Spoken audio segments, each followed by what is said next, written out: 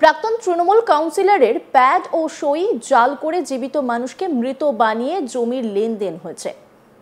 আর এমন অভিযোগ সামনে আসতেই সোজা থানায় দৌড়ান কাউন্সিলর।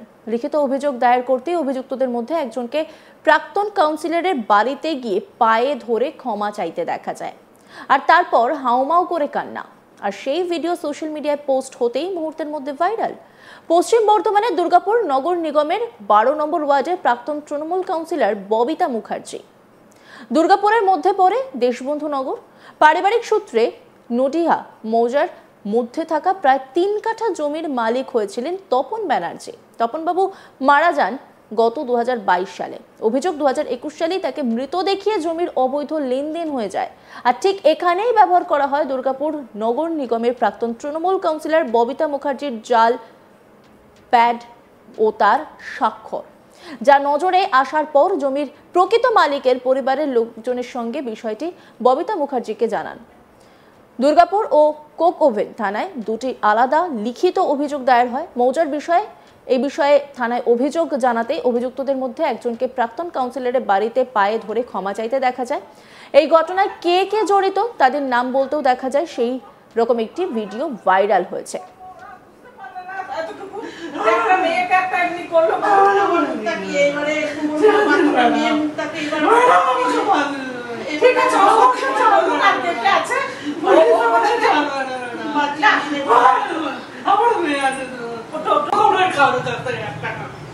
আমি সত্যি কথা বলছি ম্যাডাম, তোমার সঙ্গে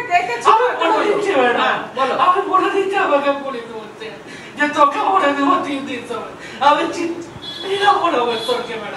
আমি ধর্ম কথা কে আছে আমাদের ওয়ার্ডেও যদি কেউ থাকে তুমি বলো, তোমার কিছু হয় না, আমি আছি। বলো পুলিশ আমাকে বলছে কালকে ডেকে দিল, বলে 3 দিনের মধ্যে না দিলেন। আমি কোনোদিনও পুলিশ কেস হয়নি, পুরো বাবা শেষ হয়ে।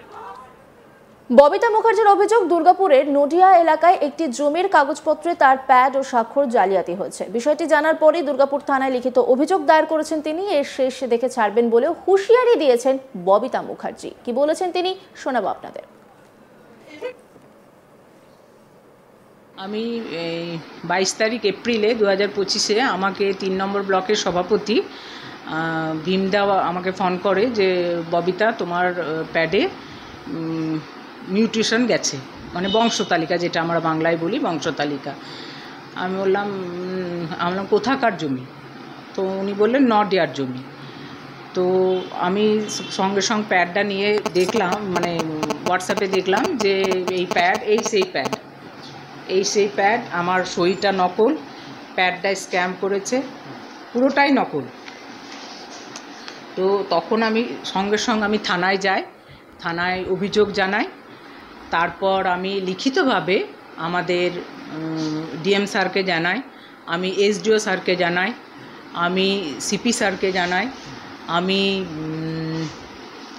আমাদের এমপি কীর্তি আজাদ মহাশয়কে জানাই, আমি আর বিএলওকে জানাই, ফরিদপুর দুর্গাপুর বিএলওকে জানাই, আমি সবাইকে জানাই লিখিতভাবে, আর সিপি স্যারকেও জানাই।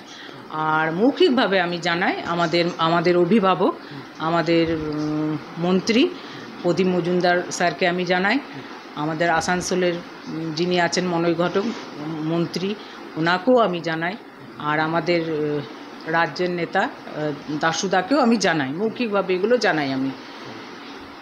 তো এর বিরুদ্ধে কোনো কি অ্যাকশন হয়েছে? এর বিরুদ্ধে অ্যাকশন হয়েছে বলে হ্যাঁ, কারা করেছে? এগুলো জমি মাফিয়ারাই করেছে। কোথাও মনে করছেন যে একটা মাফিয়া রাজ কাজ করছে? তাহলে হ্যাঁ, সেটা তো মনে হচ্ছে। আপনার হ্যাঁ, আমার প্যাড ইউজ করেছে। তার সাথে কি জড়িত আর কারা কারা হতে পারে? না, সেটা আমি জানি না কারা আছে। এবার পুলিশের ওপর আমার এক বিশ্বাস আছে যে ওনারা ঠিক যারা যে দোষী তাকে টেনে নিয়ে আসবে। এরপরে ওই অপরাধী নিজের মুখে সব স্বীকার করে নিয়েছেন। অভিযুক্ত ব্যক্তি তিনি কি বলছেন শোনাবো আপনাদের। প্যাডটাকে স্ক্যান করা হয়, প্যাডটাকে স্ক্যান করে ফটোশপে স্ক্যান করা হয়। কোন ফটোর দোকানে? ঠান্ডাবাগের দোকানে, ঠান্ডাবাগে ওইখানে বাবুদা নাম আছে, ওইখানে স্ক্যান করে দেওয়া হয়েছে। ওই আর একটা প্যাডকে 5 বার 6 বার জেরক্স করা হয়, আর ওই যে বডি যে লেখাটা থাকে সেটাকে মোছা থাকে, ওইটা জেরক্স করা হয়, যখন ইয়ে হয় তখন বডিতে টাইপ করা হয়। আর সইটা স্ট্যাম্পটা ওই স্ট্যাম্পটা ডিপ হয়ে থাকে, কোনো স্ট্যাম্প কেউ মারে না, আর যে যখন পায় সে তখন ওটা যদি লেখাটা না বোঝায় তো ডবল খালি ওর উপরে বোলানো হয়। সইটা ম্যাডামের সই নয়, ম্যাডাম এর মধ্যে কোনো কিছুতে লিপ্ত নেই, জড়িত নেই, ম্যাডাম এর মধ্যে কিচ্ছু ম্যাডাম জানেও না, ম্যাডামের কোনো দোষ নেই।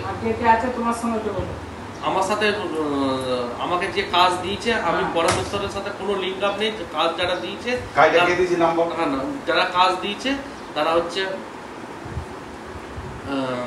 পবন সিং, শ্রীকান্ত মুখার্জি, এরা আমাকে কাজ দিয়েছে। আমি শুধু 50 পয়সা 1 টাকা যে কমিশন হয় রেজিস্ট্রিতে, সেই কমিশন ভিত্তিতে আমি রেজিস্ট্রি করেছি।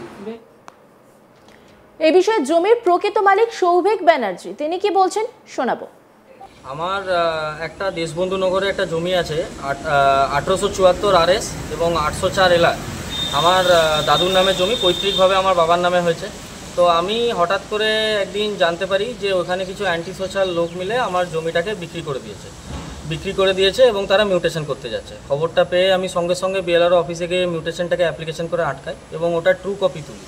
ট্রু কপি ডিডে আমি দেখতে পাচ্ছি যে আমার বাবার একটা ভুয়ো ওয়ারিসেন সার্টিফিকেট বানিয়ে আমার বাবার একজন মেয়ে দেখানো হয়েছে, সেই মেয়েকে মৃত করা হয়েছে এবং ববিতা মুখার্জির প্যাডে এবং ববিতা মুখার্জির স্ট্যাম্পওয়ালা একটা ওয়ারিসেন সার্টিফিকেট, যেখানে আমার বাবার মেয়েকে মৃত করে তার নাতি নাতনিকে মালিক করে নাতির নাম দেওয়া হয়েছে পরমেশ্বর রায়, আর নাতনির নাম দেওয়া হয়েছে, মেয়ের নাম দেওয়া হয়েছে উমারানী রায় না এরকম কিছু একটা করে ভুয়োভাবে আমার জমিটিকে বিক্রি করে দিয়েছে এবং জমিটিকে বিক্রি করে সেটার মিউটেশন করতে যাচ্ছিল। তখন আমি আটকাই এবং এই জমিটা যে বিক্রি করেছে পরমেশ্বর রায় বলে যে লোকটা, তারপরে আমি তার এগেনস্টে লিগ্যাল অ্যাকশন নিই। আমি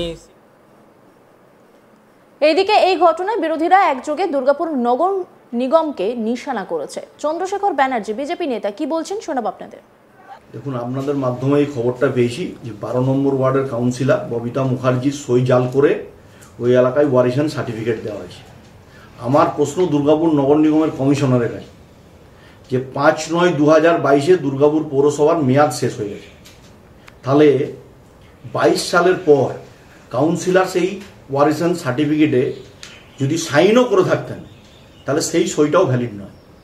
তাহলে জাল করা সই ভ্যালিড হয়ে কি করে হচ্ছে ওয়ারিশন সার্টিফিকেট বেরিয়ে মৃত মানুষের নাম পরিবর্তিত করে জীবিত দেখিয়ে কি করে জমি রেজিস্ট্রি হলো। এটা হচ্ছে দুর্গাপুরে একটা চক্র চলছে, জমি মাফিয়া চক্র। তার সাথে সরাসরি আমি বলবো কর্পোরেশনের আধিকারিকরা জড়িত। অন্যান্য খবরের আপডেটের জন্য অবশ্যই নজর রাখুন আজ তাক বাংলার ইউটিউব স্ট্রিমিংয়ে। লাইক, কমেন্ট, শেয়ার এবং সাবস্ক্রাইব করতে ভুলবেন না।